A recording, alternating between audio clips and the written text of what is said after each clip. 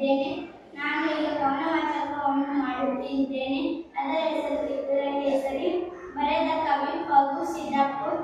ಮೊದಲು ಎಲ್ಲ ನಿರ್ಣಾಯಕರಿಗೂ ನನ್ನ ನಮಸ್ಕಾರ. ಕಟ್ಟುಕತೆ ಇದು ಅಲ್ಲ, ದಿಟ್ಟ ಹೆಜ್ಜೆ ಇಟ್ಟ ವೀರ ವನಿತೆಯ ಚರಿತ್ರೆ ನೀವು ಕೇಳಿದುಂಟು. ಅನ್ನಕ್ಕೆ ಬಂದಿರುವ ಕುಂಡಿಗಳ ಮನ್ನಿಸದೆ ಸಮರ ಸಾರಿದ ರಾಣೀಶನ ಜನಿತ ಬಿಂದು.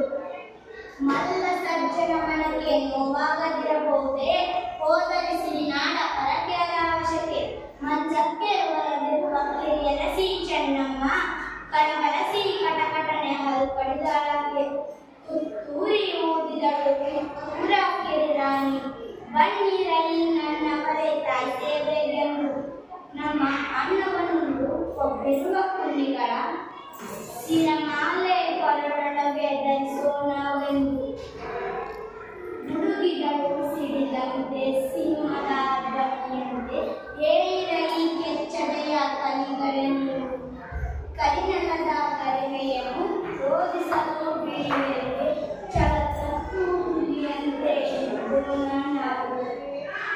ಆಕಾಶವೇ ನಮ್ಮ ಕೂಡಿ ಬಾಳಪ್ಪ, ಸಂಗೊಳ್ಳಿ ರಾಯಣ್ಣ ಸಿಡಿಲಿನ ಕಿಡಿಯಂತೆ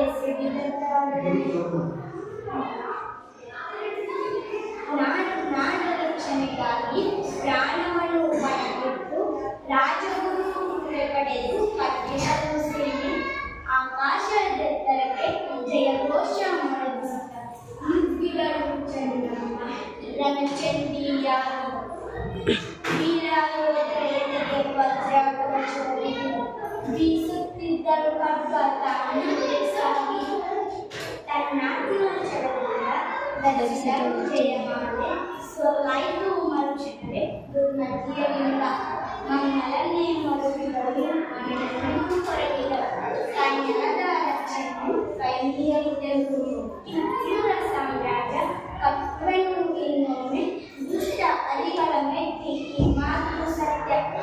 ಸೆರೆಮನೆ ಸೇರಿದರೆ ಹಿಂಜರಿಯಲೆಂದರೆ ಕಲಿಗಳಿಗೆ ಕಿವಿಮಾತು ಹೇಳಿದ್ದು ನಿತ್ಯ.